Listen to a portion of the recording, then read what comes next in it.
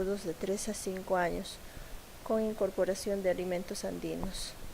El lugar es el distrito de Yanacancha, de Cerro de Pasco, el año 2010. Bueno,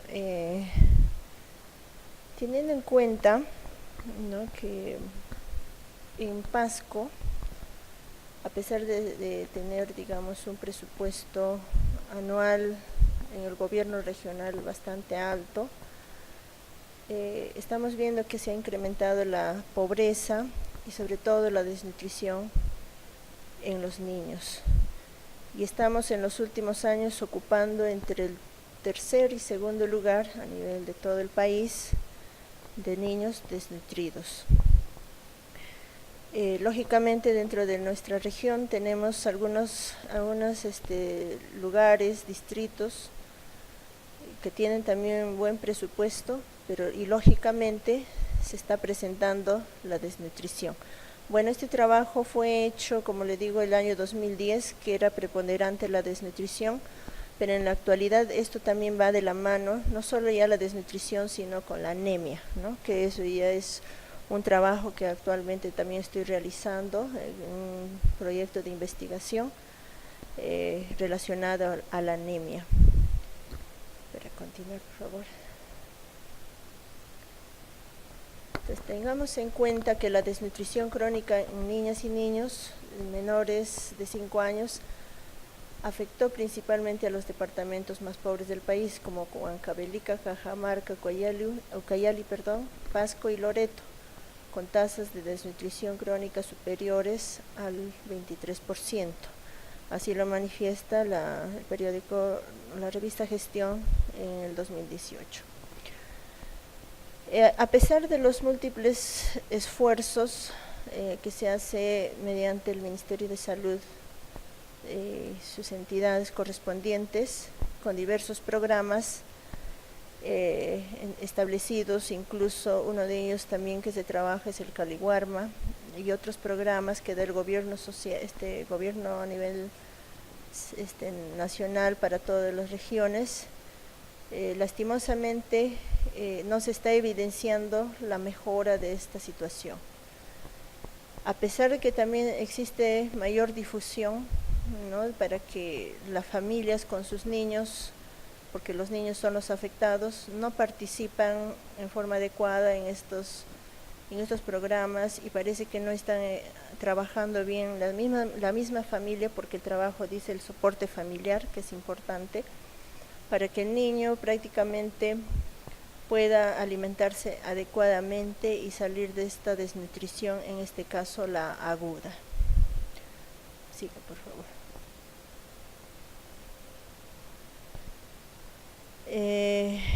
Cabe resaltar también que en nuestro país históricamente hemos tenido los alimentos y tenemos los alimentos muy importantes, porque en su componente nutricional prácticamente son alimentos bastante completos en todos sus aportes nutritivos.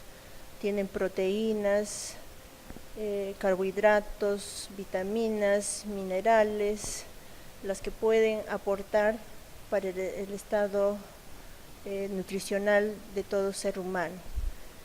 Y lógicamente estos alimentos, ¿no?, establecidos como, digamos, muy ricos, ¿no?, que mundialmente incluso son reconocidos, incluso hasta la NASA ha usado mucho y usa actualmente muchos de nuestros alimentos para alimentar a los astronautas, pero nosotros teniendo en nuestras zonas altoandinas, lastimosamente no se hace el uso adecuado de estos alimentos para la nutrición del niño y también posiblemente para la nutrición del adulto. Siga, por favor. Una fotografía más, ¿verdad? Entonces tenemos, por ejemplo, muchos alimentos, entre ellos vamos a mencionar la papa, la maca que es la bandera, digamos, que tenemos en esa zona, ¿no?, maíz y otros tipos de alimentos, incluyendo quinoa, kiwicha, y entre carnes, ¿no? Las carnes de oveja, cuy, alpaca también, vuelvo a repetir, contienen alto valor nutritivo. Prácticamente también muchos de ellos hasta tienen valor farmacéutico natural. Es por eso que algunos de ellos se utilizan no reemplazando, sino de primera instancia en salud le utilizamos, sobre todo en las familias que no tienen los adecuados recursos, ¿no? Económicos, en vez de que compren una pastilla o un medicamento que ya está elaborado químicamente, primeramente lo utilizamos los elementos o plantas naturales, ¿no? En este caso, aparte de que tiene estos nutrientes, también ayudan mucho a la salud, a contribuir a mejorar en muchas enfermedades que puede tener la población. Y sabemos que estos alimentos, ¿no?, fueron cultivados por nuestros antepasados preincaicos, y como manifestaba en la mañana, se sabe, claro, no tenemos evidencia escrita, pero se sabe que en el tiempo preincaico y sobre todo el incaico, la gente era bastante saludable, ¿no? Entonces, porque se consumía bastante todos estos alimentos. Pero ¿qué hacemos en la actualidad? En la actualidad ya muchos de esos alimentos han sido elaborados y transformados, que pierden sus valores nutritivos. Consumimos ya de otra manera, en la cual ya no es adecuado para una alimentación en el ser humano en este caso. Tenemos la papa, ¿no? La maca en sus diversas presentaciones, la papa también, que no solo tenemos una variedad, tenemos muchas variedades, ¿no? En el Perú creo que hay más de 3.000 variedades. También tenemos la mashua, la oca y diversidad de plantas, ¿no?, que es exclusivamente de esa época incaica. Y la maca, como vemos abajo, actualmente es un alimento muy reconocido mundialmente también, y se exporta, y para ellos es muy costoso en el extranjero. En nuestro país no es tan costoso. Los alimentos que vemos están al alcance de nosotros, ¿no? Incluso en nuestro pequeño huerto podemos cultivarlo y luego cosecharlo. Entonces también estamos viendo ya el aspecto económico, que hay un pequeño ahorro ahí. En vez de gastar, por ejemplo, un tarro de leche que cuesta 3 soles, podemos suplementar con esto, ¿no? Ahí lo que faltaría, por ejemplo, un alimento muy importante que tiene bastante calcio es, por ejemplo, el maíz. El maíz se puede suplementar en vez de tomar leche en tarro, que cuesta bastante caro, ¿no? Siga, por favor. Igual, tenemos en la zona donde vivimos, tenemos, por ejemplo, la alpaca, el cuy, la oveja, que son carnes muy nutritivas, y entre las tres, por ejemplo, el cuy es la más nutritiva, tiene menos colesterol incluso, y tiene pero bastante proteína, que esto también puede ser consumido por el niño. Y esto, este animalito tiene una ventaja, que puede criarse en todo tipo de clima y altura, ¿no? Entonces tenemos también estos animales, la oveja, la alpaca, que también es baja, su carne es baja en colesterol, puede ayudar. Y económicamente también la población puede ahorrar, porque si uno tiene su pequeño criadero de cuy, no necesitas comprarlo, ¿no? Uno mismo lo puede criar. En caso de la alpaca, su carne está bastante barata. Y la de la oveja, que también es una carne muy saludable y nutritiva también. Entonces, tenemos estos alimentos que podemos prepararlos en diversas maneras y formas, sobre todo que sean apetecibles para el niño, porque lo que estamos hablando son niños desnutridos agudos de 3 a 5 años, que generalmente a veces esos niños a veces tienden a discriminar la comida, porque a ellos lo que les gusta que sean agradables, incluso un buen olor y sobre todo colores les agrada. Entonces tenemos que ver la manera de cómo se va a preparar los diversos alimentos, pero que sean muy agradables al niño, que lo puedan consumir adecuadamente, ¿no? Y para eso incluso a nivel de nosotros, puede continuar con las diapositivas siguientes,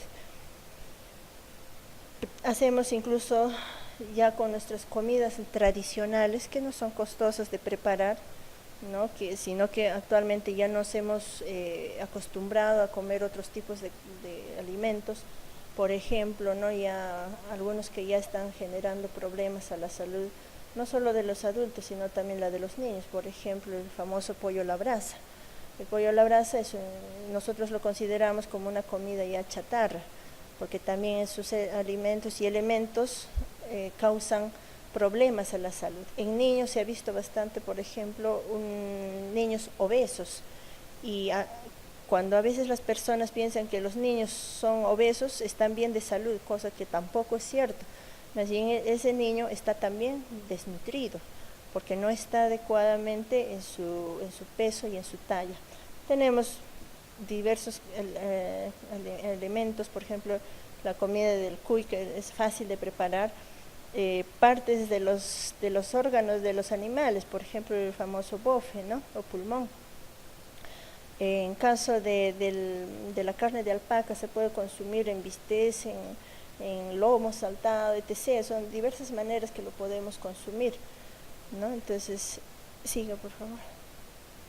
Y es más, a veces a los niños les gusta mucho lo dulce, le atrae bastante lo dulce, entonces también se puede preparar pastel de papa, de maca, de zanahoria, de quinoa, se puede preparar, no es nada difícil. Se convierte esto en harina y se incorpora dentro de los otros elementos. Y también tenemos los postres diversos, ¿no? Que son en realidad, dándole un buen trabajo, tienen sabores muy exquisitos. Entonces, siendo así, este trabajo de investigación con lo que hemos hecho, prácticamente hemos hecho en 2 etapas. La primera etapa ha sido hacer que las madres, le hemos evaluado a las madres primeramente en una encuesta para saber qué conocen de una alimentación a base de estos productos andinos. Hemos tenido un resultado que en su mayoría desconocían la forma adecuada de prepararlo y de consumirlo, sobre todo para sus niños. Pero después de haberle hecho una pequeña capacitación sobre la importancia, la valoración de los nutrientes importantes que tiene y de la forma como se prepara para que sea tan agradable para los niños, esto ya se empezó a aplicar, ¿no? A estos niños. Entonces empezó ya la segunda etapa. Siga por favor.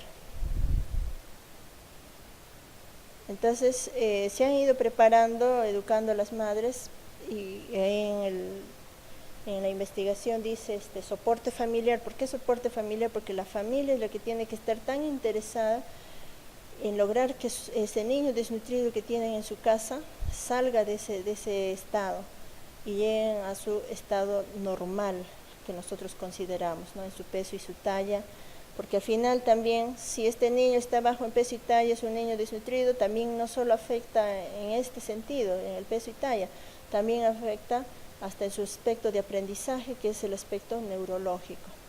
Siga por favor, no se ve bien. Bueno, esas son las tablas que he considerado. Hay 6 tablas que tiene esta investigación, pero lo más importante son las dos tablas que he considerado. La primera, ¿no? Donde perdón, me olvidé decir, este trabajo ha sido cuasi experimental, donde hemos tenido ha sido cuasi experimental, ¿no? Se ha tenido 2 grupos de trabajo, el grupo experimental que le llamamos y el grupo control, cada uno con 30 niños, ¿no? Para poder saber cuáles han sido los cambios de este trabajo que hemos hecho. Entonces, en el primer cuadro tenemos, y hemos enfocado más nuestro trabajo al grupo experimental, donde hemos encontrado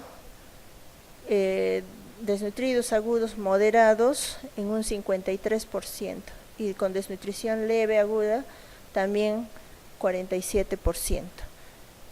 Y habiendo hecho todo este trabajo de un tratamiento de 3 meses, ¿no?, con los alimentos andinos, a la cual mamá, papá y los hermanos mayores han aportado para elaborar los alimentos y darle a estos niños, hemos tenido el siguiente resultado en el siguiente cuadro. Que se ha tenido prácticamente la recuperación nutricional óptima de estos niños se ha revertido al 53%. Solo ya eran desnutridos leves, ha ido subiendo, ¿no?, a 40%, y desnutridos moderados solamente a 7%. Es decir, en el lapso de 3 meses sí hemos logrado sacar a una gran cantidad de niños, de más de la mitad del porcentaje, a estar prácticamente un niño nutrido, ¿no?, o sea, como nosotros le decimos, en un estado normal. Y si se hubiera trabajado un poco más de tiempo, entonces seguramente todos estos niños los hubiéramos sacado de toda esta desnutrición aguda en que se encuentra. Entonces, la siguiente es la conclusión principal a la que se ha llegado, ¿no?, que sí existe una recuperación nutricional a base de alimentos complementarios andinos con soporte familiar del más del 50% de niños desnutridos, pero lógicamente bajo la supervisión del personal que hemos trabajado en este caso, ¿no? Para ver si realmente la madre está cumpliendo o no está cumpliendo con lo que le hemos establecido y se interesa por la salud de su niño. Entonces, esa ha sido nuestra conclusión más importante a la que se ha llegado. Gracias. Educativos. Esta investigación ha sido de tipo descriptivo, correlacional y transversal, con un enfoque cualitativo y cuantitativo. Luego de haber hecho un análisis teórico, se ha demostrado la relación que existe entre las actitudes transdisciplinarias de los docentes y los logros educativos obtenidos por los estudiantes en la institución educativa Víctor Elibar de Guamalíes. Bueno, continúa por favor. Bueno, el término transdisciplinaridad pues se proviene desde el año 70, cuando Piaget nos había puesto ese nombre como tal, según se encuentra pues en esa publicación de Nicolescu en el año 96, en el libro de Transdisciplinaridad Manifiesto, en la cual pues hace referencia a que la transdisciplinariedad es el nivel máximo de la integración de las disciplinas. Entonces, ¿esto para qué? Para poder identificar nosotros que la educación básica en el Perú, a nivel de las disciplinas, está fragmentada. Está fragmentada por áreas, a lo que ahora en la educación básica se llama áreas curriculares. Continúe, por favor. Estas asignaturas, como bien decíamos, no tienen una relación, no tienen una didáctica específica, tienen una metodología, una evaluación también, aunque ahora en estos últimos años el Minerva está tratando de integrar a través de las competencias como este nuevo currículo nacional que se va a implementar este próximo año a nivel de todas las instituciones, ¿no? Es un esfuerzo, creo, por tratar de unificar o integrar las asignaturas. Incluso en los enfoques transversales también ya se habla ya del pensamiento complejo. Continúe, por favor. Ahora, el objetivo general de esta investigación ha sido medir la relación de las variables. 2 variables nada más tenemos: actitudes transdisciplinarias de los docentes y logros educativos de sus estudiantes. Si bien es cierto, nuestras actitudes como maestros se reflejan en nuestra labor cotidiana, esto tiene que ser también visto a nivel de los logros de nuestros estudiantes. Eso se ha logrado demostrar en esta investigación. Continúen, por favor. Una de las grandes limitaciones ha sido que este tipo de investigaciones, como hemos visto en su momento, probablemente hasta ahora no hay una investigación parecida, ha sido inédita. Por ejemplo, ¿Cómo medir las actitudes transdisciplinarias? No existía un instrumento cómo hacerlo, pues nosotros, con este motivo de esta investigación, hemos tenido que elaborar y validar un instrumento que mida las actitudes transdisciplinarias de los maestros. También ha sido viable porque en ese entonces el investigador ha sido parte del equipo directivo de esa institución, por lo tanto no hemos tenido mayores dificultades para poder desarrollarlo en ese momento. Continúe, por favor. La metodología de tipo, una investigación de tipo descriptivo, transversal y correlacional, ya lo dijimos, un enfoque cualitativo y cuantitativo en una muestra de 600 alumnos y 20 docentes de la institución educativa Víctor Heredia. Un muestreo no probabilístico porque hemos tenido que seleccionar intencionalmente a docentes de las diferentes áreas curriculares para poder hacer el estudio. Continúe, por favor. Se han operacionalizado las variables, en este caso la variable actitud transdisciplinaria ha sido dimensionado en 3: rigor, apertura y tolerancia. Entonces estas 3 dimensiones nosotros lo hemos tenido que operacionalizar. Como vamos a ver en el siguiente cuadro, por favor. Ahí está la variable, en este caso independiente, actitudes transdisciplinarias de docentes. ¿Cómo nosotros hemos conceptualizado como la predisposición estable del docente hacia la transdisciplinaridad que se pone de manifiesto por medio de que de rigor, apertura y tolerancia, y que estos 3 son las dimensiones, cada uno con sus respectivos indicadores. El rigor intelectual tiene que ver con la seriedad que tiene que poner el maestro, el docente, en su especialidad, teniendo como indicador la reflexión, organización y apertura epistemológica. Reflexionar sobre su labor cotidiana para poder mejorar, organizar, hacer un trabajo organizado, sistematizado y una apertura epistemológica. La otra dimensión, que es apertura hacia las otras disciplinas, tiene como indicador al diálogo que tiene que demostrar el maestro, ciertos principios del pensamiento complejo y de la transdisciplinaridad.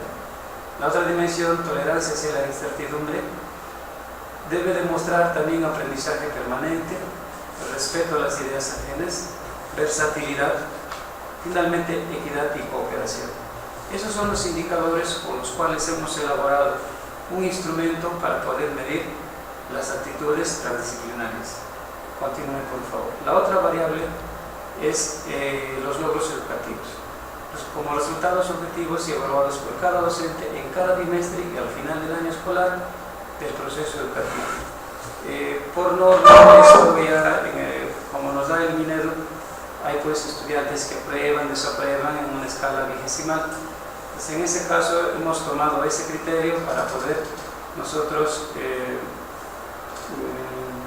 poder considerar a los estudiantes como que aprobaron o no aprobaron con un promedio bimestral menor a 11, y también hemos establecido un valor de logro en 5 niveles, ¿no? Muy bajo, desde el muy bajo hasta el muy alto, según la cantidad de aprobados que el maestro tiene en su asignatura, teniendo en cuenta que todos ellos han tenido un promedio de 30 estudiantes.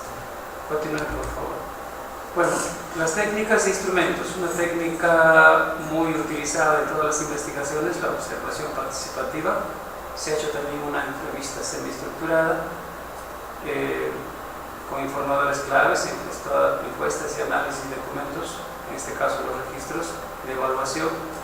Pero los instrumentos han sido 4. Un cuestionario para medir el nivel de actitudes transdisciplinarias, de lo que estamos hablando. Una ficha de observación de desempeño docente, también se ha observado en las sesiones de aprendizaje a los estudiantes, a los maestros. Registro de evaluación y cuestionario de entrevista a los estudiantes. Ahí hemos puesto tipo ABC. ¿Qué significa esto? Estos cuestionarios se han aplicado a 3 tipos de estudiantes que tienen un rendimiento alto, A, tipo B, un rendimiento regular, y tipo C, un rendimiento bajo. ¿Esto para qué? Para poder hacer la parte cualitativa de la investigación. Continúe, por favor. Bueno, se ha visto esta temática que da sustento a nuestra investigación, la integración de los saberes desde la multidisciplinaridad hasta la transdisciplinaridad. Se ha hecho un análisis teórico, también lo que es la transdisciplinaridad, cómo se concibe la educación desde el punto de vista transdisciplinario y cómo se relaciona con la educación y las actitudes transdisciplinarias y los logros educativos. Esto es la parte teórica. Continúen, por favor. Durante esta investigación hemos llegado pues a unos resultados. Estos resultados lo hemos tenido que sustentar en base a lo que es una actitud. ¿Qué es una actitud? Es una posición permanente sobre algo que una persona tiene. Y estas actitudes generalmente se transmiten por el llamado currículum oculto. El currículo oculto es aquello que no está establecido en el currículo de tal forma que nosotros, dice de manera implícita, una serie de actitudes en nuestra investigación han sido sistematizados y denominados actitudes transdisciplinarias, los cuales se ponen manifiesto por medio del nivel de las tres dimensiones, y que nosotros esto asumimos que se refleja en el desempeño de nuestros estudiantes. La apertura que muestra el maestro, el rigor que muestra el maestro, la tolerancia que muestra el maestro durante sus sesiones de aprendizaje, se ven reflejados también en los estudiantes. Continúe, por favor. Esta es una primera tabla en la cual se ha podido obtener los puntajes de actitudes transdisciplinarias de los maestros. Lo que se puede ver es que hay un puntaje en una escala de 1 a 20, han llegado hasta un puntaje máximo de 19, que es una sola persona, y otros 15 y ese, ¿no? Entonces luego esto lo hemos correlacionado, ¿no? Vamos a ver más adelante ello. En la tabla 2, acá están los puntajes ya por dimensiones. Podemos ver las tres dimensiones de rigor, apertura y tolerancia que muestra cada maestro en su labor cotidiana. Continúe. Esto ya es los logros educativos de los estudiantes. Si podemos notar todos allí que todos tienen un promedio de 30 estudiantes, pero aquí lo que se ha visto es el nivel de logro. ¿Cuántos estudiantes están en qué nivel? En el nivel 5, 4, 3, 2, ¿no? Entonces, este análisis es motivo de discusión más adelante, por favor. A ver, ahí hay una tabla de coeficientes de correlación y hemos utilizado el coeficiente de correlación de Pearson entre las variables y sus dimensiones. Hay una correlación en algunos casos moderada y en algunos casos alta, como lo veremos más adelante. Continúe, por favor. Ahí hay unas categorías de análisis. Estas tres dimensiones lo hemos considerado también como categorías. ¿Para qué? Para hacer el análisis cualitativo de la investigación, en la cual pues hemos hecho la triangulación de información del docente, del estudiante y desde el punto de vista del monitor, ¿no? de la persona, del investigador. Entonces hemos codificado y luego pues hemos hecho el análisis a partir de las entrevistas que se hizo a los estudiantes también. Continúe, por favor. Bueno, aquí en la parte de la discusión lo que se ha visto es que las actitudes transdisciplinarias en una escala de 1 a 20 alcanzan pues una valoración media de 12,10 en una escala vigesimal. El 45% de la muestra está en los niveles alto y muy alto, lo cual nos indica que existe un gran sector de docentes que tienen una buena predisposición hacia la educación transdisciplinaria. Continúen, por favor. También se ha visto que los logros educativos de estos maestros en un 70% han desarrollado las competencias propuestas para cada asignatura, por cuanto los alumnos de 14 docentes de los 20 que era de la muestra se encuentran con un nivel de eficiencia entre alto y muy alto, lo cual se evidencia pues en las correlaciones. Siga, por favor. Lo referente a la correlación, ahí está, el coeficiente de correlación de Pearson indica que existe una correlación positiva alta entre dichas variables, por cuanto el valor es 0,7, ¿no? que es una correlación positiva. lo cual implica que el 55% de los casos de logros educativos puede ser atribuido, ¿no?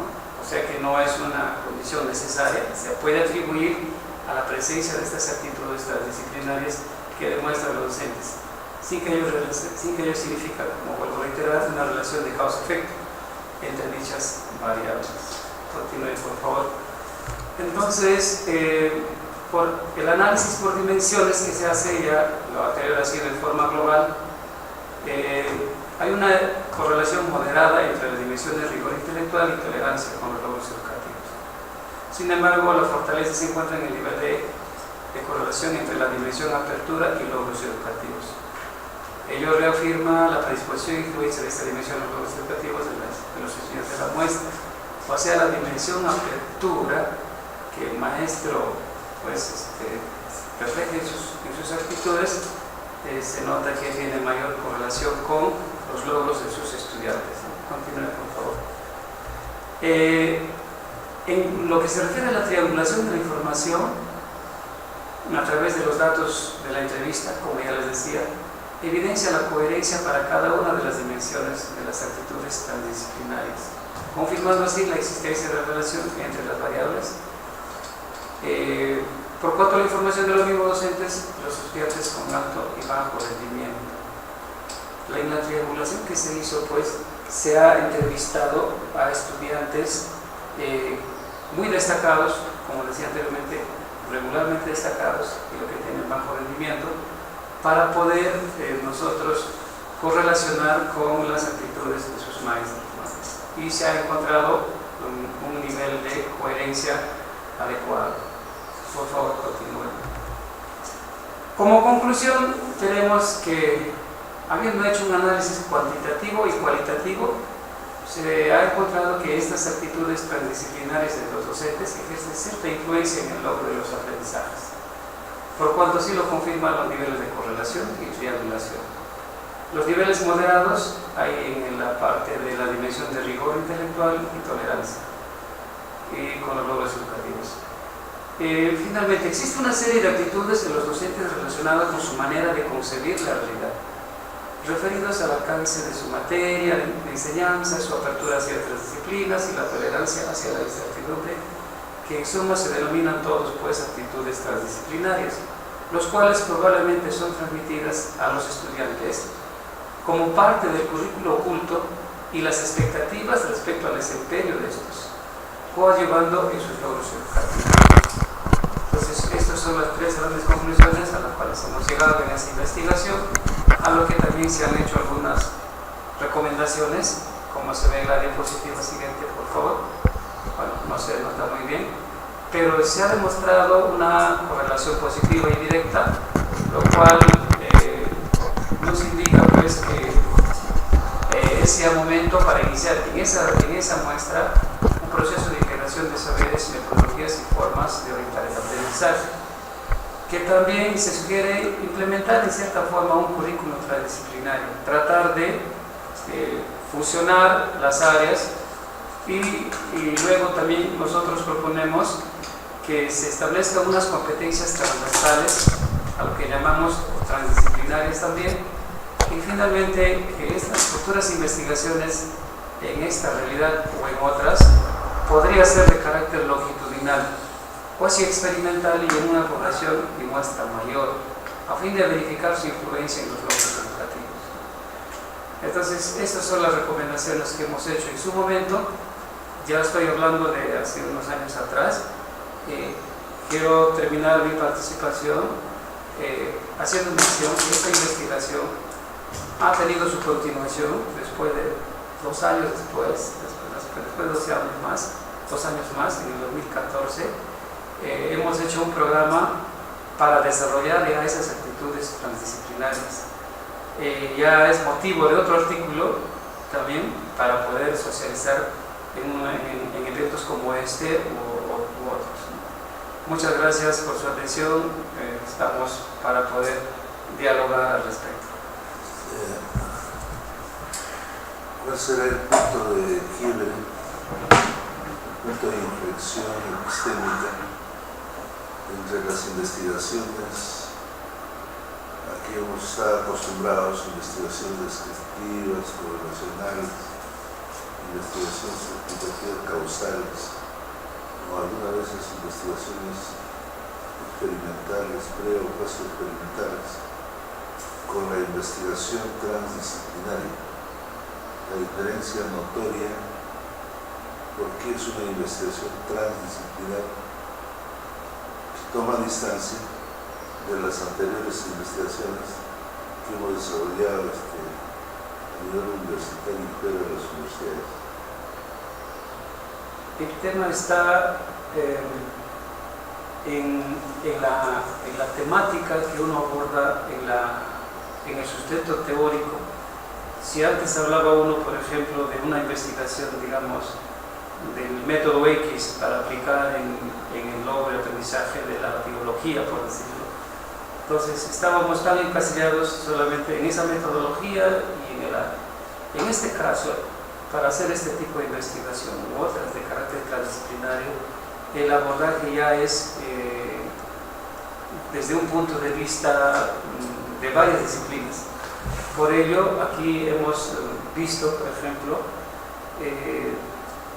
al operacionalizar las variables, en este caso la variable independiente que eran actitudes transdisciplinarias, ver el desempeño del docente no solo desde la parte didáctica, sino también ver la parte actitudinal, la parte de los indicadores, ¿no? Por ejemplo, la parte de la apertura, la parte de la tolerancia, también luego ver la parte del rigor intelectual. Estos tres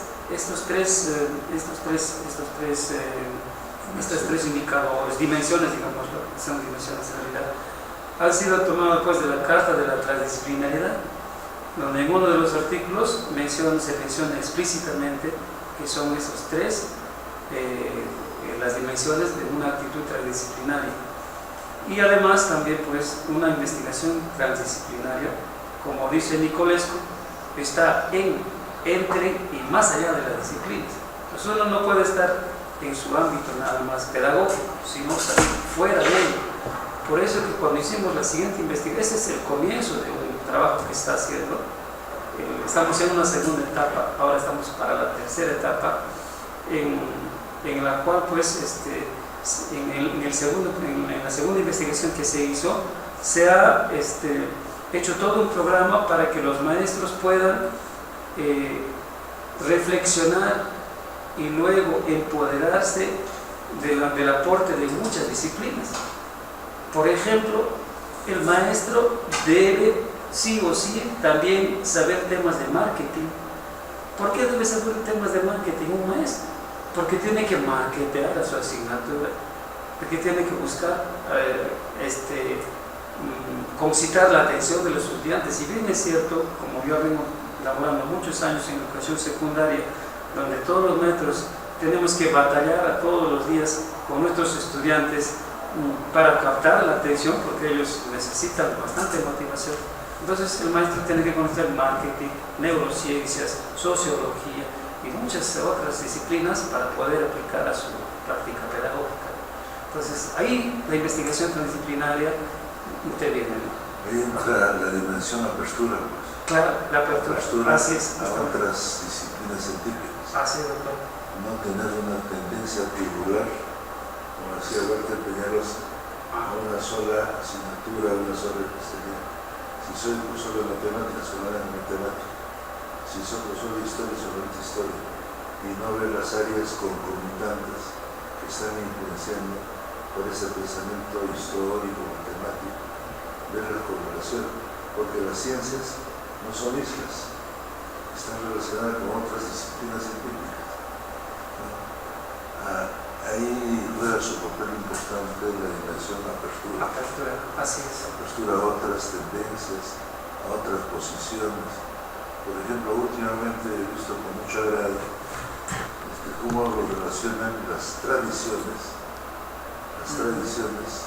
con la cultura de los pueblos, la historia del devenir de los pueblos, ¿no? Y también con digamos, aspectos geográficos, en qué zonas se desenvuelven, en qué ámbitos regionales y todo eso, relacionado a esa temática de las tradiciones, que más de las veces lo dejamos de lado. Así es. Como que también contextualizar a lo que uno está laborando. Es que es el problema que creo el Ministerio ya está logrando entender ahora, de contextualizar los contenidos, contextualizar la temática a la realidad local. Con las competencias se está haciendo así. Si yo quiero hacer de competencias, tengo que partir de las necesidades y desde una situación significativa. Si yo estoy en Guamalí, tengo que hablar, por ejemplo, de las costumbres de ese pueblo y luego aprovechar esos conocimientos que tengo para poder desarrollar competencias. En esa parte, el Ministerio ya está teniendo también apertura. Un poco revisar las competencias del proyecto Tuning. También. Está acordada ahí. El Tuning, sí. Llevarlo, digamos, al trabajo curricular, esa competencia. Pero dándole una connotación transdisciplinar. Sí, doctor, eso es nuestra propuesta. La siguiente investigación que hemos hecho es que hemos establecido 11 competencias transdisciplinares, lo hemos llamado así. Una está la investigación, análisis, interpretación, que algunos tienen, que la mayoría tienen que ver con el desarrollo del pensamiento crítico. Y hemos seleccionado del proyecto Tuning las que más se adecúan, porque es un listado extenso, ¿no? Aparte de usted, ¿qué otros profesores están trabajando en ese equipo? Ahorita tengo solamente 2 colegas que han mostrado mucha apertura y estamos haciendo este proyecto de desarrollo del pensamiento crítico a través de las inteligencias múltiples. O sea, estamos tomando la metodología de Gardner para poder desarrollar las habilidades de pensamiento crítico. Estamos en una etapa recién empezando este medio año, en agosto, porque hasta medio año hemos hecho yo estoy ahorita en el Colegio Japón, donde tenemos 580 alumnos. A los 580 le hemos aplicado el test de inteligencia múltiples y un test de motivaciones hacia el aprendizaje. Entonces, en base a eso, justo hace 2 semanas nos hemos reunido con los colegas, les hemos invitado a ser parte del equipo para hacer este trabajo de metodología diferenciada, aplicando las inteligencias múltiples y lograr el desarrollo del pensamiento crítico. La metodología es un poco desconocida, la metodología holística. Sí. ¿No? La metodología hermenéutica, mayéutica, demiúrgica, combinación de sus métodos en una diversidad de situaciones de aprendizaje, es la transdisciplinaria metodológica. Así es, doctor. Sí. Eso estamos tratando de hacer. Lo que tenemos como tesis central es lo siguiente. Se ha observado en ese colegio donde estoy ahora que nuestros estudiantes, con la mayoría de los maestros, no prestan mucha atención, no muestran mucho interés. Y nosotros hemos llegado a la conclusión de que eso es porque se hacen actividades homogéneas para todos. Si bien el maestro diga, haga un organizador, todos tienen que hacer el organizador de aprendizaje. Haga un ensayo, todos hacen el ensayo. Haga tal cosa. Entonces, analizando la propuesta de las inteligencias múltiples, lo que estamos proponiendo es agrupar a los estudiantes de acuerdo a la predominancia de sus inteligencias múltiples y luego encargarle hacer una actividad afín a su tipo de nivel de inteligencia o su tipo de inteligencia. Por ejemplo, si un estudiante tiene predominantemente inteligencia lingüística, en el aula de 30 estudiantes habrán 4, 5, 6 que tienen esa predominancia. Entonces, agruparlos ellos y que hagan un trabajo acorde, que hagan un poema, estructuren un artículo, hagan una composición sobre la temática. Los naturalistas igual harán algo sobre el aspecto natural, el cuidado del medio ambiente, el mundo natural. Entonces, hacer actividades diferenciadas, pero que todos desarrollen las habilidades de pensamiento crítico. Entonces, en ese trabajo estamos, doctor, y tratando de hacer un trabajo transdisciplinario, tratando de unir varias propuestas. Muy bien, una buena iniciativa de los están desarrollando en una zona tan alejada del país, Sí, como Yaca, Guamalíes, que requiere de atención de ese tipo. sí, doctor. Ahí está. Para no continuar lo mismo. Por lo menos somos dos. Ojalá esta próxima semana voy a meter la invitación, se puedan adherir hasta... Se sube más. Se sube más hasta 6 máximo. No, somos con una población de 580 estudiantes y 43 docentes. Tú estás como director de Estoy como subdirector del Colegio Perú-Japón. Japón se llama nada más, Colegio Industrial Japón, lo que antes era el INEI 27. Pero sigue siendo industrial. Industrial sigue siendo industrial, pero ya tiene pocas horas en educación para el trabajo. Antes tenía hasta 6 horas, ahora han bajado hasta 4 horas nada más. Pero los talleres siguen funcionando. Sigue las especialidades de educación para el trabajo, talleres de carpintería, mecánica y producción. La maquinaria continúa. Sí, ahí están las maquinarias, Porque antes era el instituto Es el mismo. industrial. Así, ya cambió el nombre. Cambió el nombre, Japón. Japón en la época de Fujimori pusieron ese nombre. Apoyó posiblemente por el Sí, ha equipado el taller de mecánica y producción, está bien equipado, y también el de carpintería. Ahora se ha creado hace dos o tres años la especialidad de industria del vestido, y sí, los estudiantes están distribuidos en todas, son 5 especialidades. Sí, momentáneamente se ha dejado Víctor Aguilar. Momentáneamente sí, doctor, porque yo estoy en clases allí, momentáneamente he dejado por estos 4 años, estoy como directivo designado hasta el 2021, y regresaré a mi colegio, ¿no? A mi alma mater, donde estudié también y trabajé muchos años. De este tipo de investigación Sí. para mejorar sus aprendizajes. Sí, doctor, en ese camino estamos. Y el resultante podría ser un aprendizaje colaborativo. Claro. O colaborativo. Sí, doctor. Todos aúnen Sí. esfuerzos. Lo que queremos hacer es este trabajo, hasta decirme rápido nomás, hacer esta parte que le mencionaba, y el próximo año ya sistematizarlo y generalizarlo para este colegio, que todos apliquen la misma metodología, o por lo menos hacer el efecto multiplicador quizás a toda la provincia. también. A los colegios de Chavín, de Pantamá, de Signo, entregarles sus documentos para que se puedan aplicar. También, claro. En alguna medida. Sí, doctor, sí, eso es nuestro objetivo, mejorar, porque el común denominador es que como estamos en una época ya, como usted decía, un punto de inflexión donde hay que cambiar radicalmente nuestra metodología. Ahora estamos en el mundo del celular y es el diario batallar del maestro porque el estudiante está distraído con el celular. Entonces, estamos proponiendo también que los muchachos apliquen, pues utilicen su celular y también que lo diseñen, por ejemplo, hagan edición de videos, lo que les gusta hacer en el celular, pero a la temática que se está tratando, ¿no? Y para lograr también las habilidades de pensamiento crítico. En eso estamos trabajando. Felicitaciones. Doctor, muchas gracias, doctor. Sigan adelante. Gracias, doctor. Pase a la colega. Gracias, Dios. Y el juicio tendrá que entregarlo, ¿no? Sí, doctor. Lo tengo. Digamos, impreso ese artículo. Ya mañana ya el seco. Ya, doctor. Ya, mañana le traigo. El sílabo también. No, también tiene que ser puesto. También ya, doctor. Ya. Y entregan en el juicio. Ya. Somos 2 colegas que hemos venido trabajando.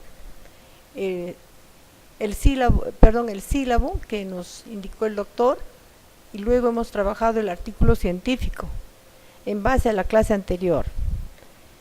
El sílabo, hoy día voy a dar la presentación del sílabo juntamente con unas diapositivas acompañadas que van a motivar prácticamente todo ese trabajo del sílabo.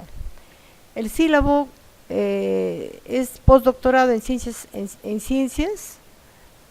Punto 1, datos informativos, curso, migración, curso y o programa, ¿no? Le llama el doctor, según nos ha dado esa indicación. Migración de la población rural a la zona urbana en la región central del país. Ciclo de ciclo semestre, segundo ciclo, horas 8 créditos. Programación de fechas 9, 8 y 9 de octubre. Horas 40 horas. Profesores del curso, doctora Emma Sofía Reves Guapaya y el doctor William Huanca Solís, quien viene trabajando con mi persona, el sílabo y también el artículo científico, doctor. El doctor William no está aquí por motivo de trabajo, yo le pediría que le justifique, mañana vamos a sustentar la exposición sobre el sílabo, el artículo científico, diré. Yo hoy día voy a sustentar sobre el sílabo, sí. C de Huanco, ahí tenemos los dos correos, tanto de mío como del colega, ¿no?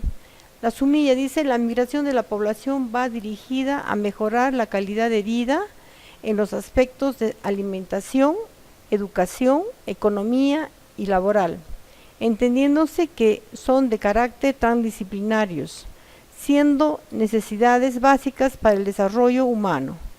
Tercero, competencias. Competencia general.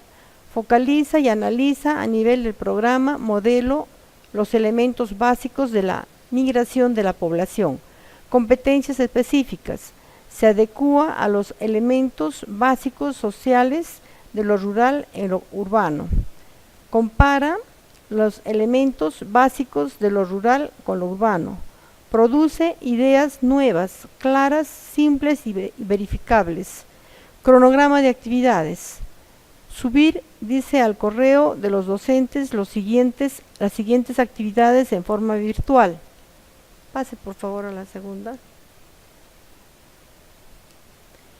Semana del 8 y 9 de octubre, el sílabo transdisciplinar del curso que enseña en la Universidad del Instituto Institutos Superiores. Semana del 20 al 21 de octubre, el artículo en base al sílabo elaborado. Punto 5, contenidos. Aquí los contenidos es donde nosotros hemos enriquecido con diapositivas. Todas esas diapositivas basadas fundamentalmente en la migración del campo hacia la ciudad. En la primera unidad titula El nuevo rostro del Perú. Eso es lo que tienen que tocarse para que los alumnos estudien, ¿no? Y aprendan. El primer tema es la economía nacional en crisis, la década del 70 y el 80. Década de 1980, desborde incontrolable, de migrantes a informáticos. En la segunda unidad, la vivienda informal, la recepción hostil, la invasión, la compra-venta ilegal de la propiedad privada. En la tercera unidad se ve la informalidad como medio de subsistencia, el comercio ambulatorio, mercados informales, el transporte informal. Metodología. Tenemos una metodología basada en la heurística y la hermenéutica. Es más, dice, está alternado con la metodología experimental, con la metodología descriptiva, explicativa. Evaluación, el punto 7 es evaluación. Coeficiente 1, participación activa en las secciones didácticas, debates y desafíos epistemológicos. Coeficiente 2, elaboración de programas curriculares y artículos de carácter interdisciplinario en equipo. Tenemos una bibliografía aquí que también se ha tocado. Se ha tocado el libro de Hernando de Soto, del año 1989, llamado El otro sendero. También tenemos el libro de Matos Mar José, de 1988, titulado Desborde Popular y Crisis del Estado en Lima, Perú, en Concitec. Páselo a la siguiente, por favor. Tenemos el siguiente libro de, de Flaxo, ¿no? Que trata sobre los cambios culturales en el Perú. Le pediría que un poquito lo agrande la letra, por favor.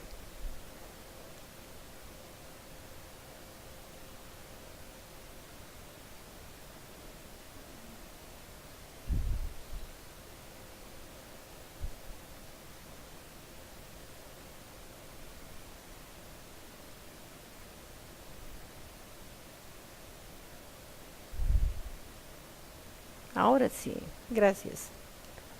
Tenemos a Altamirano, con su libro publicado en el año 2009. El libro titula Migración, remesas y desarrollo en tiempos de crisis, Lima, Perú. Tenemos el libro de Bartoli y Portocarrero, publicado en 1968, La modernidad y la migración interna en el Perú. Tenemos el libro de Franco C., de Gregori, y Cornejo Polar, publicado en el año 2014, titulado Cambios culturales en el Perú. Tenemos el libro de Matos Mar, del 90, es una segunda edición que él saca, Las migraciones campesinas y el proceso de urbanización en el Perú. También tenemos el libro de Sanz y Valenzuela, publicado en el año 2016, Migración y Cultura. Tenemos el libro de Martínez, publicado el año 2008, América Latina y el Caribe, Migración Internacional, Derechos Humanos y Desarrollo. Y luego tenemos el Instituto Nacional de Estadística e Informática del 2016, Estadística de la Inmigración Internacional de los Peruanos e Inmigración de Extranjeros. Esa es la bibliografía que se ha colocado al sílabo. Ahora este sílabo es prácticamente fortalecido con unas diapositivas sobre migración. Hágame el favor de buscar. Aquí podemos ver esta primera diapositiva que se ha preparado, titula Migración de la población rural a la zona urbana en el Perú el año 2018, el presente año. Ya. Estamos los dos colegas, mi persona y el colega William Huanca Solís, que viene él de Huancayo. Pasamos a la siguiente diapositiva.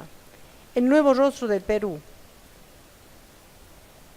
Ya, aquí tenemos toda la época con esta diapositiva, nosotros podemos dar a motivar este sílabo, en donde trata, dice, esta estampilla que ilustra la reforma agraria de Velasco con la frase, la tierra para el que la trabaja. Prácticamente en la década del 60 empezó el sector agrario a insurgir. Igualmente en la década del 60, del 70, ya se da la reforma agraria, ¿no? Y en la década del 80 la reforma agraria prácticamente fue todo un fracaso, no se llevó a cabo como lo pensó el gobierno de Velasco. Pase a la siguiente, por favor. En esta otra diapositiva tenemos, a consecuencia de la migración del campo a la ciudad, tenemos trabajadores y hacendados recibiendo la noticia de la reforma agraria de Velasco. O sea, la reforma agraria de Velasco habrán podido enterarse ustedes, de acuerdo a la historia, que esta reforma agraria de Velasco prácticamente ha traído toda una transformación, podríamos decir, en el campo, ¿no? Dejando las tierras a los campesinos y pasando los propietarios de las tierras a las zonas urbanas, ¿no? Vinieron a poner sus empresas, otros no pusieron ninguna empresa, ninguna fábrica, bueno, se fueron del Perú, y bueno, pues quedó el sector agrario, prácticamente la zona rural abandonada en manos de los campesinos. Pasamos a la siguiente diapositiva. Aquí dice, revista limeña, que informa la llegada de la reforma agraria a la capital. La reforma agraria llegó a Lima. Aquí podemos ver que la reforma agraria ya llega a Lima, más que todo se van a expropiar todos los centros de caña de azúcar, algodón, todas esas empresas se van a expropiar con la reforma agraria. Pasemos a la siguiente diapositiva. La década de 1980, desborde incontrolable.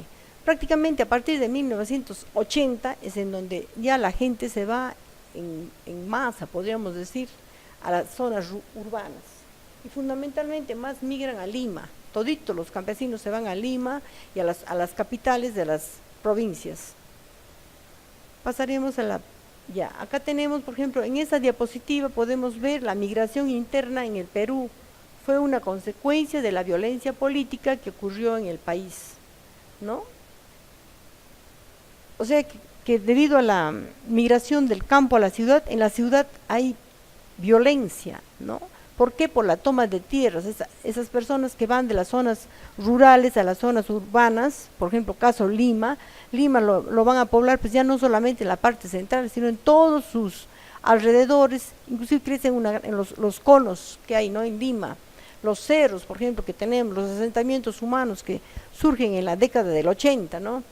Y son todos esos asentamientos humanos poblados por gente que van de las zonas rurales del país. Por eso dice en esta fotografía, migración de las personas hacia la capital. Llegaban, dice, en grupos que en ocasiones atentaban a apropiarse de terrenos de forma ilegal y con violencia. O sea, se metían nomás a los terrenos, se encontraban un área desocupada y ellos ahí mismo tomaban las tierras, así como en Villa María del Triunfo, en San Juan de Miraflores, en San Juan de Lurigancho, en todas esas zonas, pues ellos han prácticamente tomado las tierras y se han metido como dice, imponiendo, ¿no? Y enfrentándose con la policía. Pasamos a la segunda diapositiva que tiene que ver con el sílabo que hemos preparado. Ya, aquí tenemos una fotografía en donde podemos ver la migración de personas a la capital del Perú, generaron el desarrollo de los conos en Lima. O sea, todos estos pobladores que estamos aquí viendo en esta diapositiva, han ido de las zonas rurales del país a la zona urbana de Lima, y ellos han formado los conos de Lima, ¿no? El cono norte, el cono sur, ¿no? De Lima, todos los asentamientos humanos. Lima prácticamente es el Perú, podríamos decir actualmente. Lima está totalmente poblado de provincianos. Si nosotros vamos a ver la población en Lima, esto está poblado por gente de provincia que han migrado de las zonas rurales de la capital de las zonas rurales del país a la zona urbana del país, no solamente a Lima, sino a todos los lugares, a todas las provincias, no solamente a las provincias, sino también a los distritos, han migrado las familias, ¿no? ¿Por qué? Porque se ven desesperadas estas familias en las zonas rurales, están totalmente abandonados por régimen. El gobierno no da asistencia en la parte, por ejemplo, de educación, no da asistencia en la parte laboral. Los campesinos tienen una agricultura, una producción agrícola totalmente, podríamos decir, rudimentaria, ¿no? Ancestral. No se ha tecnificado la agricultura. Entonces esta gente se ve desesperada, preocupada por solucionar el problema, fundamentalmente de la educación de sus hijos y también laboral. Y por ello es que ellos migran a las zonas urbanas, teniendo como uno de los centros de migración es Lima, la capital. Pasemos a la siguiente. La informalidad como medio de subsistencia. Prácticamente todos los informales que podemos ver aquí en Huánuco, por ejemplo, tenemos como ejemplo, ¿no? Huánuco, Lima, todos los mercadillos que han aparecido aquí en Huánuco y también en Lima, son de gente que vienen de las zonas rurales y han migrado a las zonas urbanas, ¿no? Por ejemplo, caso Lima, hay una cantidad de mercadillos en todo Lima y en donde los precios son módicos porque traen directamente del mercado mayorista, ¿no? Por ejemplo, en Lima hay un mercado, por ejemplo, por el RIMAC, no recuerdo el nombre, pero ahí venden los productos módicos. Igualmente en la parada, ¿no? Los productos son módicos de todos los ambulantes que venden. Fundamentalmente los ambulantes son los que abaratan los precios en las zonas urbanas de la capital. Inclusive aquí en Huánuco no podemos ver que hay una gran cantidad de ambulantes en todo el contorno del Mercado Nuevo, ¿no? Y los productos que venden en el contorno del Mercado Nuevo, por ejemplo, son más baratos que los de la Plaza Vea, más baratos que los de Totus, inclusive más baratos que Metro, ¿no? En Metro podemos ver los productos son mucho más caros debido a los impuestos que ellos tienen que pagar en estas tiendas. Pero como son personas informales, son personas que han formado prácticamente mercados para transeúntes, y para que ellos puedan subsistir es que venden los productos a bajo precio. Pasamos a la diapositiva. Aquí tenemos, por ejemplo, el mercado modelo de Huánuco. Está lleno de ambulantes, ¿no? Ahí podemos ver la cantidad de ambulantes aquí en el jirón Huánuco, ¿no? Es el jirón Huánuco, es esta calle. Dice, comercio ambulatorio que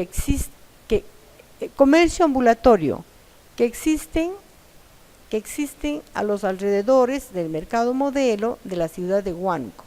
Genera un gran malestar a la población huanuqueña debido a la congestión de vías de tránsito peatonal y vehicular. Aquí podemos ver, pues, ¿no?, que está totalmente congestionado el tránsito vehicular, sobre todo porque todo esto lo han llenado los ambulantes, ¿no?, vendiendo diferentes artículos de primera necesidad, ¿no?, para el público. Y de eso viven estos ambulantes, mientras que han dejado, por otro lado, han dejado sus tierras, han dejado sus chacras, han dejado sus cementeras, han abandonado la zona rural, se han venido, fundamentalmente han viajado por la educación de sus hijos y también han viajado por el trabajo. Hay dos factores fundamentales que a ellos los atrae a las zonas urbanas: la educación de sus hijos y la parte laboral, el trabajo, ¿no? Ellos vienen en busca de mejores ingresos y prácticamente pues trabajar menos y ganar un poco más. En cambio en la zona rural no tienen una tecnología avanzada. La tecnología que ellos tienen aquí, que tenemos hasta ahora en el presente, es una tecnología obsoleta, no es ancestral la producción que tenemos. O sea, el gobierno no presta atención, no tiene una política adecuada para la parte agraria a nivel nacional. Pasamos a la siguiente. Aquí tenemos el comercio ambulatorio también, ¿no? Podemos ver comercio ambulatorio en el cruce del Jirón Callao y Lima. ¿Quiénes han generado este comercio ambulatorio que aquí podemos ver? Lo han generado los migrantes, los que han ido de las zonas rurales del país a la ciudad de Lima. Acá podemos ver, o sea, el problema no solamente es de la migración aquí en Huánuco, sino también en Lima. Lima es prácticamente, por eso le dicen que Lima es Lima es el Perú, ¿no? ¿Debido a qué? Debido a la migración del campo hacia la ciudad. Pasamos a la siguiente. Aquí también tenemos otro mercado informal. Dice, el Ministerio de Trabajo, de Población del Empleo, dice, estima que existen al menos 150 millones de comerciantes informales que poco a poco van formando mercados ilegales, estos comerciantes. Por ejemplo, en el Agustino está lleno de ambulantes, en La Parada lleno de ambulantes. Si ustedes se van a Huancayo está llenito de ambulantes el mercado, ¿no? No solamente el mercado central, sino tienen varios mercadillos en donde ellos han ido a trabajar. Pero si nosotros nos ponemos a hacer una encuesta como lo hemos hecho, podemos ver que toda esta gente que está viniendo aquí son gente de las zonas rurales del Perú. Pasemos a la siguiente. Aquí tenemos otra diapositiva muy interesante en donde dice, ¿no?, en esta diapositiva dice, los mercados informales en Lima son una gran problemática para la población, pues causa problemas de salud y a la vez incita a los comerciantes nuevos a la informalidad, ¿no? O sea, ya los comerciantes nuevos tampoco quieren trabajar de una forma formal, sino informal, porque escapan ¿de qué? Escapan de los impuestos que ellos tienen que pagar a la SUNAT, ¿no? Entonces, lo que hacen ellos mejor dicen, no, saco mi mercadería del productor y yo lo vendo de frente al consumidor, pero lo vendo en forma informal y nosotros los consumidores compramos los productos mucho más baratos que las zonas que están autorizadas formalmente. Acá podemos ver, ¿no?, estos informales, cómo han sacado todo tipo de alimentos a vender en la ciudad de Lima, es esto, ¿no? Y es un gran negocio y una gran distracción también este tipo de ocupación, este tipo de trabajo para esta población migrante del campo hacia la ciudad. Pero ¿qué ha pasado? Hay dos fenómenos. Hay un fenómeno de la tugurización, podríamos decir, en la zona urbana, y en la zona rural la desocupación. No hay población ya en la zona rural, ya no hay quien produzca los productos. Han quedado, si antes habían 100 comuneros, han quedado 7, 10 comuneros en las comunidades campesinas. Todos han migrado hacia las zonas urbanas. Las tierras de todos estos ambulantes han quedado abandonadas. Y estas tierras que han dejado los ambulantes son tierras muy propias, muy apropiadas para cultivar. Realmente es lamentable lo que han hecho de dejar las zonas rurales, cambiando por ir a las zonas urbanas a hacer este tipo de trabajo. Y para eso el gobierno no saca un tipo de política para poder solucionar este problema, ¿no? Este problema sigue aún más creciendo. Pasemos a la siguiente. La toma de tierras en las zonas urbanas. Ahí podemos ver cómo han llegado todos los campesinos de las zonas rurales que van en busca de trabajo y para mejorar los estudios de sus hijos. Miren, la primera forma que ellos hacen es poner una carpita, ¿no? Aquí han invadido todito este lote de acá. Aquí por lo menos habrán pues unos 10, habrá una hectárea así habrá por ejemplo unas 20 hectáreas así que han tomado las tierras, ¿no? Esta población. Y han hecho prácticamente todo un asentamiento humano que progresivamente van a ir organizándose y van a ir construyendo sus casas de esteras. Por ejemplo, ya tenemos algunas casitas, por ejemplo, aquí ya están haciendo de esteras. Ya no son carpitas de plástico, ¿no? O de lona que han hecho, pero ya están haciendo por acá, por ejemplo, por toda esta parte de aquí del fondo, están haciendo las casas de esteras. Y después de hacer las casas de esteras ya van a pasar a hacer casas de ladrillo y cemento, ¿no? Y a última hora va a convertirse ya pues todo esto en un asentamiento humano joven, caso de Villa María del Triunfo, caso de Villa El Salvador, ¿no? Y todos los asentamientos humanos se han convertido prácticamente en centros grandes, amplios, e inclusive ya se han urbanizado todas estas zonas. Por ejemplo, San Juan de Miraflores es toda una zona urbanizada en Lima. Aquí dice, esta fue una comunidad de ocupantes ilegales en Villa El Salvador, poco después de una invasión, ¿no? O sea, después de la invasión se quedaron ahí prácticamente ya a vivir en Villa El Salvador. Definitivamente se quedaron a vivir estos migrantes del campo hacia la ciudad. A ver, por favor, hágame el favor de pasar a la siguiente. Dice aquí, las condiciones de vida en una invasión son bastante precarias. En la imagen se puede apreciar 2 familias tienen que soportar el calor intenso, la escasez de agua y de servicios básicos. Aquí podemos ver que estas familias no pasan también una vida sencilla ni una vida fácil cuando van a tomar las tierras. Aquí podemos ver el sufrimiento, no tienen agua, ¿no? No tienen servicios básicos. O sea, estas familias pues se instalan a querer vivir ahí, pero tienen que pasar todo un episodio, podríamos decir, pasan toda una odisea para que ellos puedan llegar a construir sus casas. Pasamos a la siguiente. Bien, aquí tenemos un gráfico que muestra las evoluciones de una vivienda durante una invasión. Lo primerito que hacen en la primera etapa es armar carpas improvisadas de plástico, lo que nada habíamos visto ya, ¿no? Y ahí duermen, o sea, ya han tomado las tierras acá, ¿no? Luego tenemos como punto 2, construyen cuartos individuales fabricados con esteras. Ahí están ya los cuartos fabricados con esteras. 3, vivienda construida con materiales rústicos. Esta tercera etapa se da siempre en cuando la invasión logró capturar definitivamente las propiedades. O sea, aquí ya tenemos la casita ya casi construida con calaminas, ¿no? Con calaminas, algunos otros lo ponen, esteras, pero bueno, ya hacen prácticamente, ya construyen casi una casa definitiva. Y a última hora ya no hacen una casa definitiva así simple, sino hacen todo un edificio, ¿no? En los asentamientos humanos.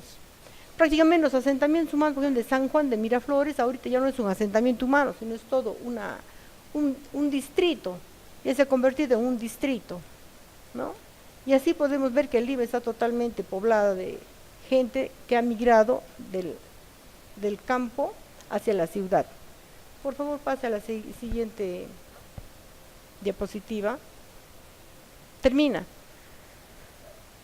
Ahí está. Aquí tenemos un enfrentamiento, por ejemplo, de la gente que ha migrado del campo a la zona urbana, ¿no?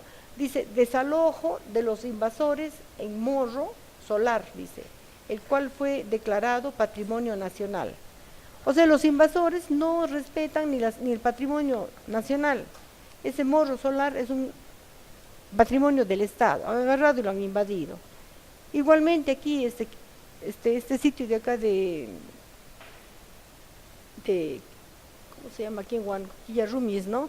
Junto al cementerio, hay un lugar ahí que han querido también invadir, han invadido una gran parte, pero han dejado, debido a la policía que ha ido, los ha sacado, han dejado un pedacito en el medio y el resto sí está poblado aquí en Huánuco. Pero aquí hay un enfrentamiento de los invasores, de los que toman las tierras, con la policía, ¿no? Ahí pueden ver ustedes ese enfrentamiento que no ha sido nada sencillo, que en esos enfrentamientos siempre han habido muertes, y peor, como esas tierras son del Estado, son tierras que el Estado las ha declarado prácticamente patrimonio nacional, y ellos no han respetado eso y han agarrado y han tomado las tierras, pero ya están siendo desalojados, inclusive todas sus carpas que han hecho ya están destruidas por la policía. Aquí tenemos un enfrentamiento entre los que toman las tierras juntamente con la policía. Dice, enfrentamiento de la Policía Nacional del Perú en Cañete.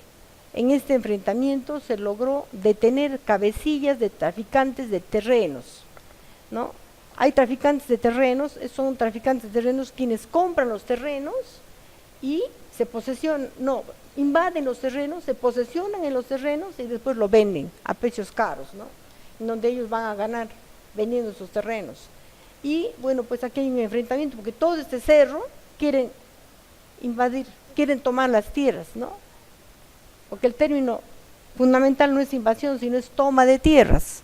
Quieren tomar las tierras, todos estos migrantes de diferentes lugares del país, pero están enfrentados con la policía y están ahí que piensan, ¿no? Están pensando, están preocupados si se quedan o se van, pero más parece que van a dejar de posesionarse en estas tierras porque está ahí la policía, están enfrentados. Pasemos a la siguiente. Aquí tenemos otra vista en la diapositiva, muy motivadora, de la migración del campo a la ciudad. Dice aquí, escena que describe perfectamente un enfrentamiento entre las fuerzas del orden y numerosas familias que intentaban ocupar un terreno de forma ilegal. Ya.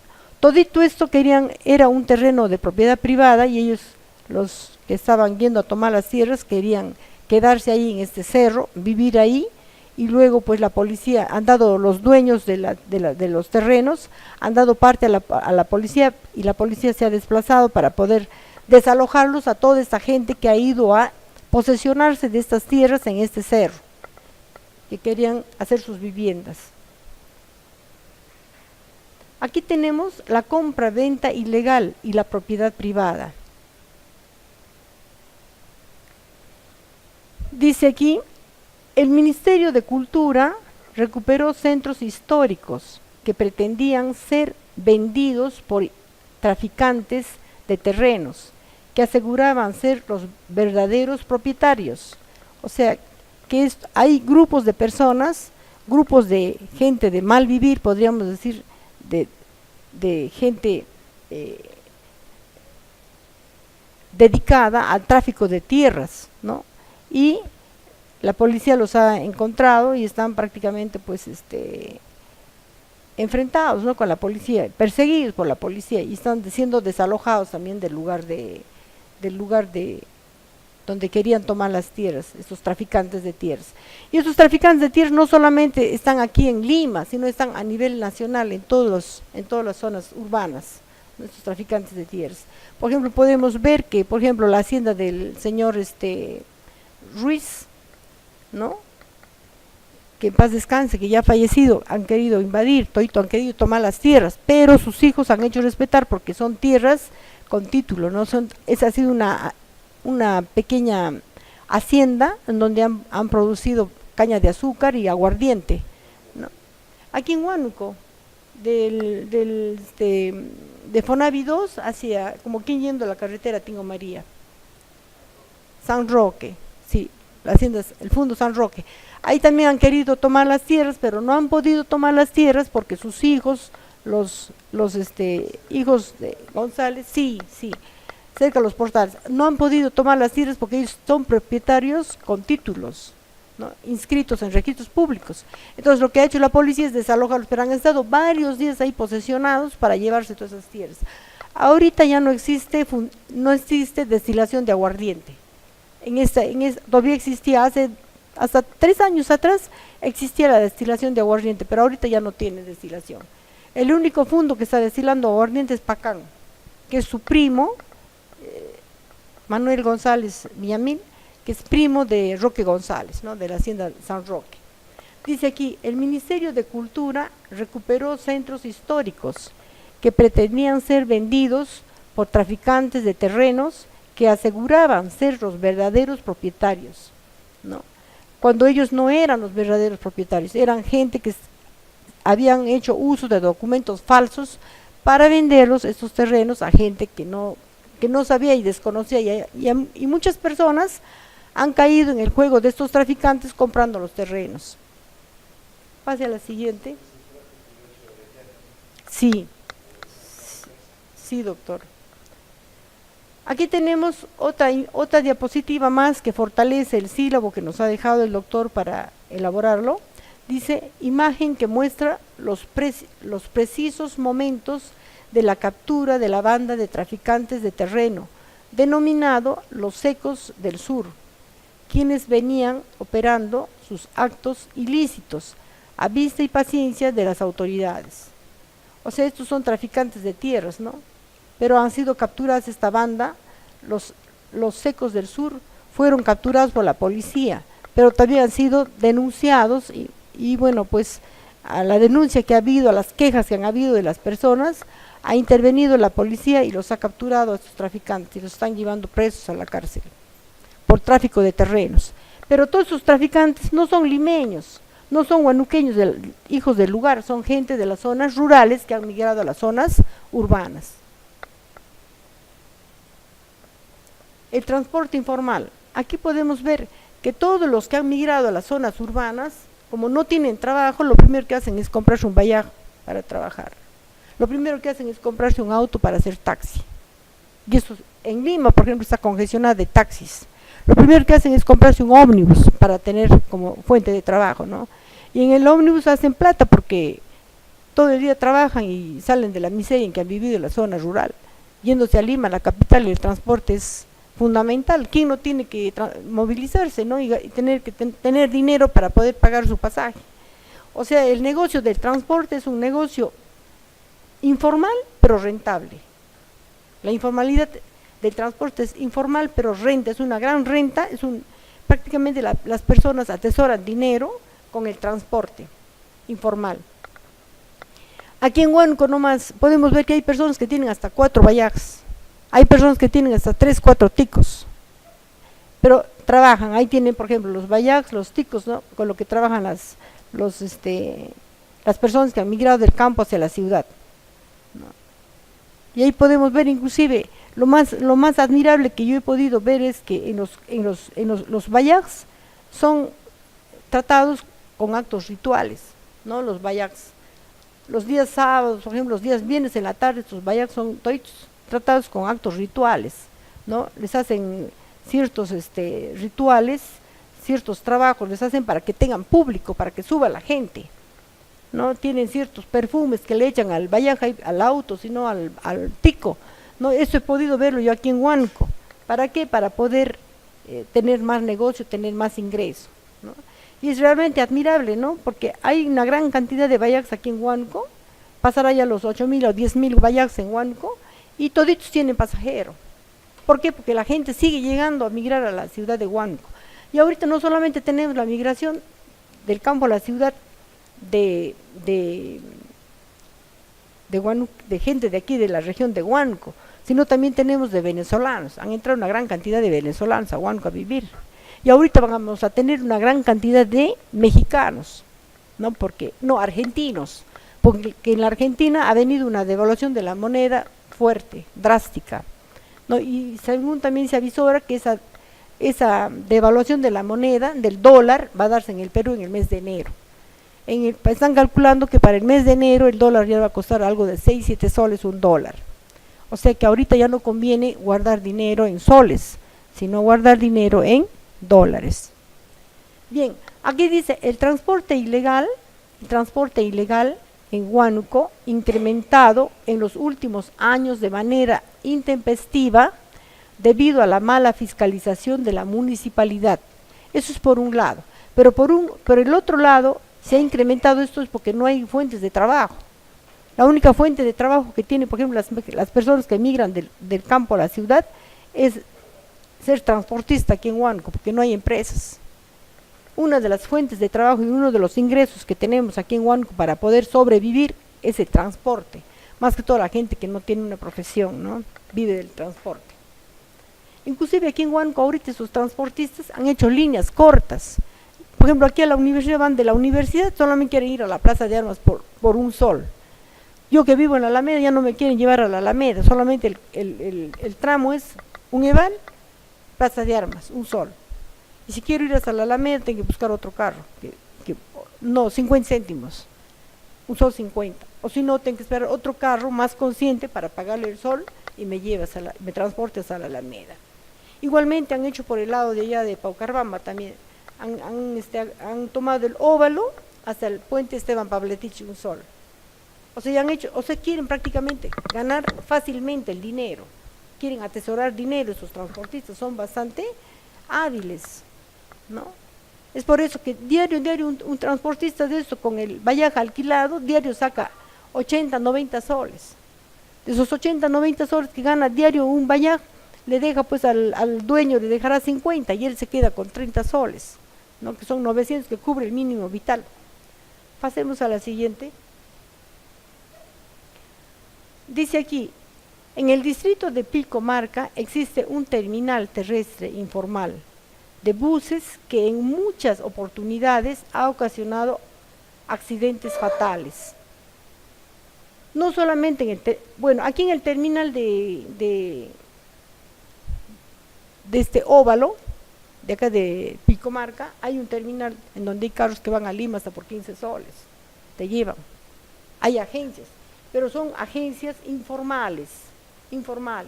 O sea, todos estos carros son carros cascarón, podríamos decir, ¿no? Le han puesto un tremendo chasis a un motor pequeño, sin prevenir de que pueda haber un accidente, una desgracia. ¿Para qué? Para transportar a las personas a Lima, a La Oroya, a Cerro de Pasco, los llevan. Y los llevan a precios baratos, no compran pasajes, todos se suben y se van a Lima, o a Cerro de Pasco, ¿no? Ahora, no sé si han tenido la curiosidad de observar aquí en el control, antes de llegar al control, hay todito podríamos decir, un lugar en donde están esperando a los pasajeros estos ómnibus, ¿no?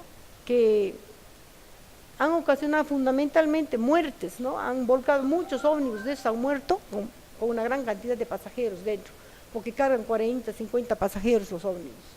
Y es una cosa informal, que no ve también esto, las autoridades deben de ver, el alcalde de Pilcomarca debe ver transportes, ¿no? Comunicaciones, debe de ver el alcalde de Huánuco, de que estos carros ya no están para hacer ese tipo de servicio, porque hasta los carros que son formales y hacen servicio público, también tienen el problema de los accidentes, ¿no? Pero más estos carros son informales, ¿no? ¿Y quiénes son los dueños de esos carros? Son gente que han venido, migrantes del campo a la ciudad. Los dueños son gente campesina.